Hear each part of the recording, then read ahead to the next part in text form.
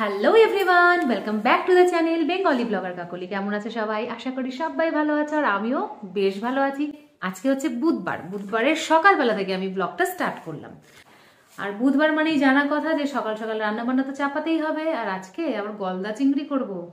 আর এদিকে আশিস বাবুর অফিস রয়েছে, অফিস বেরোবো। আজকে কাজ বাড়িতে কিন্তু কিছুই হবে না, তার কারণ ওই টাইলসটা যতক্ষণ না ঠিক মতো আর কি শুকোচ্ছে তার আগে ফ্রেমে দরজা সেট করা যাবে না, এটাও একটা ব্যাপার। তাছাড়া দরজাটা দিতেও দুদিন দেরি হবে, তো এই কারণে আজকে কাজটা টোটালি অফ রয়েছে। না কালকেও কাজ হবে কিনা বলা যাচ্ছে না, তবে পরশু দিন কাজ হতে পারে।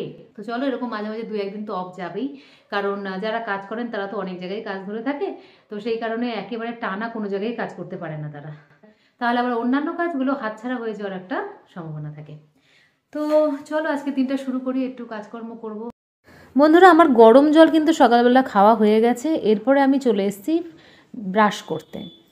সকালবেলা ফ্রেশ হয়ে ব্রাশ করে মুখ ঠুক ধুয়ে নেওয়াটা কিন্তু সত্যি ভীষণ প্রয়োজনীয় আমার, তাহলে আমি সারাটা দিনের জন্য বেশ রিফ্রেশিং ফিল করি। তাই প্রথমে ব্রাশ করে নিলাম, মুখ ঠুক ধুয়ে নিলাম, তারপরে আমার চোখ পড়লো বেসিনটা। বেসিনে চোখ পড়লেও দেখলাম বেসিন তো বেশ পরিষ্কারই আছে, কিন্তু চোখটা আটকে গেল আমার ব্রাশ হোল্ডারটার উপরে। তো ব্রাশ হোল্ডারটাকে ভালো করে পরিষ্কার করব এই ভেবে প্রথমে সব খুলে নিলাম, ব্রাশ ট্রাশগুলো বার করে নিলাম ওখান থেকে। এছাড়া ওখানে আমার কিছু ফেস ওয়াশ থাকে, স্ক্রাবার থাকে, পেস্ট থাকে, দু তিনটে ব্রাশ থাকে, সেগুলো সব বার করে নিয়ে আগে এই জিনিসটাকে ভালো করে মেজে ঘষে ধুয়ে নিলাম। কারণ যে হোল্ডারের মধ্যে আমরা জিনিস রাখবো সেই হোল্ডারটাকেও কিন্তু পরিষ্কার রাখা দরকার, নাহলে দেখতে যেরকম খারাপ লাগে সেরকম তার ভেতরে যা যা জিনিস রাখবে সেগুলো ভীষণ আনহাইজেনিক হয়ে যায়। তো সেই জন্য বেশ ভালো করে ঘষে ঘষে পরিষ্কার করে নিলাম। আর যে কোনো জিনিস পরিষ্কার করার পরে তো প্রচণ্ডই ভালো লাগে। পরিষ্কার পরিচ্ছন্নতা তো একটা পজিটিভিটি এক্সট্রা করে অ্যাড করেই। মাজার জন্য কিন্তু আমি বিশেষ কিছু ব্যবহার করিনি, যেরকম নর্মাল ভিম জেল থাকে সেই ভিম জেল আর স্কচ ব্রাইটের সাহায্যে আমি মেজে নিয়েছি। সুন্দর করে পরিষ্কার করে নিয়ে জল দিয়ে ধুয়ে নিয়ে আমি পাশে রেখে আবার সব কিছু গুছিয়ে গাছিয়ে রেখে একটু মুখে আজকে স্ক্রাবিং করব ভাবছি। কারণ শীতকালে না মাঝে মাঝে একটু স্ক্রাবিং করা দরকার, খুব বেশি পরিমাণে করাটা উচিত না। আবার গরমকালে যেরকম তোমরা একদিন বাদে একদিনই করতে পারো বা আমিও করি, কিন্তু শীতকালের ক্ষেত্রে অত জলদি জলদি করাটা উচিত নয়, কারণ স্কিনে এমনিতেই টান পড়ে শীতকালে, অনেক বেশি সেন্সিটিভ হয়ে পড়ে শীতকালে, সেই কারণে খুব বেশি ঘষাঘষি করাটা উচিত নয়। আমার ক্ষেত্রে আমি সপ্তাহে 2 দিন স্ক্রাব করি, আর এছাড়া প্রতিদিনই ফেস ওয়াশ করি দুবেলা, এইভাবেই আমার চলে। তো এইবার আমি চলে এসেছি রান্নাঘরে এসে দেখলাম আশিসবাবু আবার গলদা চিংড়ি মাছ নিয়ে এসছে।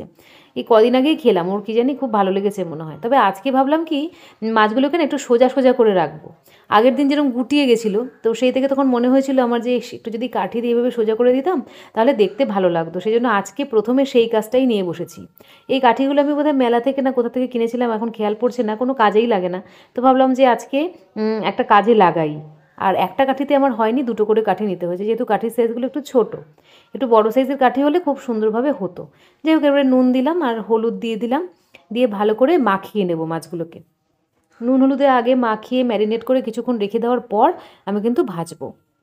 আর গলদা চিংড়ি মাছ এমনিতেই দেখতে প্রচণ্ড ভাল লাগে। আমি যদিও মাছ মাছ বলছি, অ্যাকচুয়ালি তো এটা মাছ নয়, পোকা, তবুও মানে চিংড়ি মাছই বলি আমরা, সেই জন্য গলদা চিংড়ি মাছই বললাম। এনিওয়ে, এখন ভাজতে চলে এসেছি। বেশ খানিকটা সর্ষের তেল আমি প্যানে দিয়ে দিয়েছি।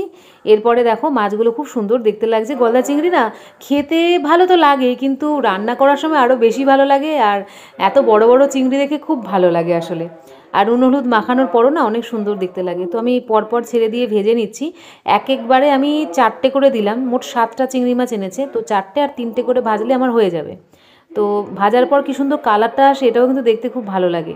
একদম অরেঞ্জিশ কালার হয়ে যায়, যেহেতু দোকান থেকে এইভাবেই কেটে দেয়, খোসাটা কিছুটা রেখে দেয়, মাথাটা এইভাবে কেটে আবার খোসাটা লাগিয়ে দেয়, তার জন্য এরকম কালারটা আসে। পুরোটা হয়তো খোসা ছাড়িয়ে দিলে এত সুন্দর অরেঞ্জ কালারটা আসতো না। তো যাই হোক, আমার 2 রাউন্ডের ভাজা হবে, তো 1 রাউন্ডের ভাজা হয়ে গেল।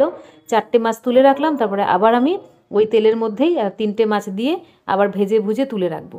আর কিভাবে আমি রান্নাটা করছি তোমাদের দেখাবো।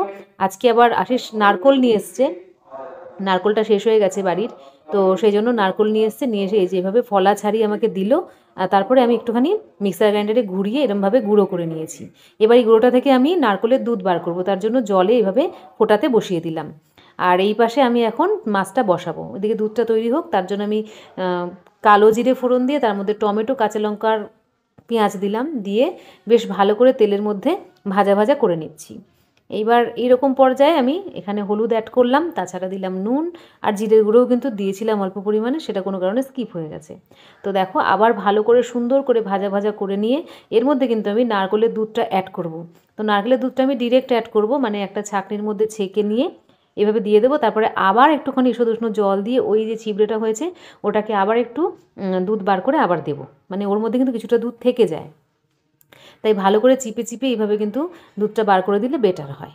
তো আমি সুন্দরভাবে সমস্ত ছেঁকে নিলাম, যতটা কোকোনাট মিল্ক বাকি ছিল চিবড়েটার মধ্যে সবটাই নিয়ে নিলাম। তারপরে দেখো একটা সুন্দর কালার এসছে। এরপরে কিন্তু আমি এই চিংড়ি মাছগুলো এর মধ্যে অ্যাড করে দিচ্ছি। এরপরে আর বিশেষ কোনো কাজ নেই। শেষে আমি একটুখানি গরম মশলা দিয়েছিলাম, তোমরা চাইলে দিতে পারো, নাও দিতে পারো। তো এইভাবে দেখো ফুটিয়ে নিলেই কিন্তু রেডি হয়ে যাবে চিংড়ি মাছের দারুণ মালাইকারি। আশিসকে খেতেও দিয়ে দিয়েছি, ও অফিস যাবে বলেছিলাম, তো খেতে বসে পড়েছেও, আগের মেনু খাওয়া হয়ে গেছে, এইবারে ও খাবে গলদা চিংড়ি। তো দিয়ে দিই ওর পাতে, ও যখন বেশি পছন্দ করছে তাই ওকেই আগে দিয়ে দিলাম, কারণ ওই একটু বেশি বেশি গলদা চিংড়ি আজকাল নিয়ে আসছে, সেই জন্য ওর এটা রিওয়ার্ড বা বোনাস। সবার প্রথমে ওই কিন্তু টেস্ট করার সুযোগটা পেলো। আশিস তো খেয়ে দিয়ে বেরিয়ে গেল গলদা চিংড়ি। তারপরে আমি এখন ব্রেকফাস্ট বানাবো। ব্রেকফাস্টে আজকে ভাবছি কি এই শীতে প্রথম মালপোয়াটা বানিয়ে ফেলি, কারণ শীতকাল চলেই যাচ্ছে, কোনো পিঠে তো আমার বানানোই হচ্ছে না। তো সেই জন্য দেখো আমি নিয়েছি চালের গুঁড়ো, সুজি, ময়দা একসাথে নিয়ে নিচ্ছি সব। সুজিটা ভিজিয়ে রাখতে পারো অথবা এইভাবেও নেওয়া যায়, কোনো অসুবিধা হয় না। তার সাথে দুধ মিক্স করলাম, দুধ মিক্স করে নিয়ে এরপরে আমি দেখো গুড় দিয়ে করব আজকে, তাহলে কালারটা লালচে লালচে হবে আর খেতেও ভীষণ সুন্দর হবে। আর গুড়টা এত নরম না কি বলবো, মানে দেওয়ার সাথে সাথেই একদম গলে যাচ্ছিল। তো প্রথমে এইভাবে মেখে নিলাম, তারপরে গুড়টাকে এরমভাবে ভেঙে ভেঙে দিয়ে আমি আবার মাখিয়ে নেব। আর এর মধ্যে কিন্তু আমি একটুখানি নুন অ্যাড করেছি, নুন একটুখানি অ্যাড করলে টেস্টটা অনেক ভালো হয়। তো দেখো কি সুন্দর গুড়টা গলে যাচ্ছে। আর মিষ্টিটাও কিন্তু এই গুড়ের সাহায্যেই আমি করব, কোনো রকম আলাদা করে চিনি দেব না। তবে এই দেখো রিফাইন তেল আজকে ব্যবহার করছি, আমি একদমই ব্যবহার করি না। ওই আশিস এনেছিল তো সেটা তো ব্যবহার করতে হবে, ফেলে তো দেওয়া যাবে না। তো সেই জন্য ভাবলাম যে আজকে পিঠেটা করেই তেলটাকে ব্যবহার করে ফেলি। তো সেই কারণে দেখো তেল গরম হয়ে যেতে আমি একটা একটা করে এইভাবে হাতার সাহায্যে দিচ্ছি এবং সুন্দর করে ভেজে তুলে নিচ্ছি। তো পুরো পিঠেগুলো ভাজতে অনেকটা টাইম লেগে গেছিলো, তো আমি আর দেখাইনি। এক গামলা পিঠে আমার ভাজা হয়েছিল, দেখতেই পাচ্ছ কতটা গোলা। সেইভাবে পিঠে ভেজে নিয়ে অর্ক আর আমি খেয়েছিলাম, আর আশিসের জন্য রাতে রেখে দিয়েছিলাম। বন্ধুরা মালপোয়া তো করে ফেলেছি এক গামলা, ওই মালপোয়াই আজকে সকালের ব্রেকফাস্টে খাওয়া হলো। আশিসবাবু তো খেয়ে বেরিয়ে গেছে, এখন আমার কিছু কাজ করা রয়েছে, যেমন ধর উঠোনটাকে পরিষ্কার করব। তো আগে চলো উঠোনটায় গিয়ে একটুখানি পরিষ্কার করে আসি, কারণ আজকে তো কাজ হবে না, সেই কারণে পরিষ্কার করতে একটু সুবিধা হবে। তারপরে স্নান, পুজো, লাঞ্চ এগুলো তো চলতেই থাকে। বন্ধুরা অবশেষে চলে এসেছি আমার উঠোনে, কিন্তু উঠোনের দিকে তাকালে এখন মনটা খুব একটা ভালো লাগে না, কারণ উঠোনে না আছে সেরকম কোনো গাছ, না আছে শীতের কোনো ফুল, একবারে খা খা করছে উঠোনটা।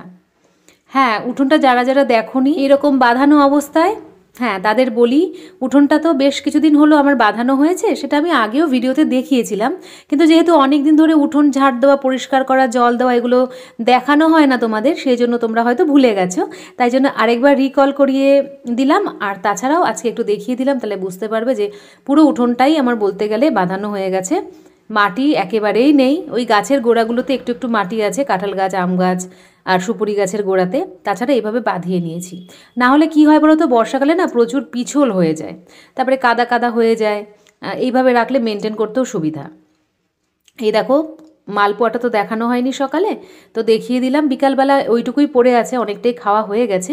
আর এই যে চা আমার রেডি, চা খাচ্ছি আজকে বিকালে।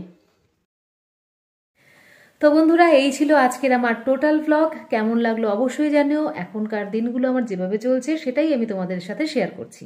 আজকে মালপোয়া করেছি আর গলদা চিংড়ির মালাইকারি করেছি। এই দুটোর মধ্যে কোনটা তোমাদের ফেভারিট বা কোনটা বেশি ভালোবাসো অবশ্যই কমেন্ট করে জানিও।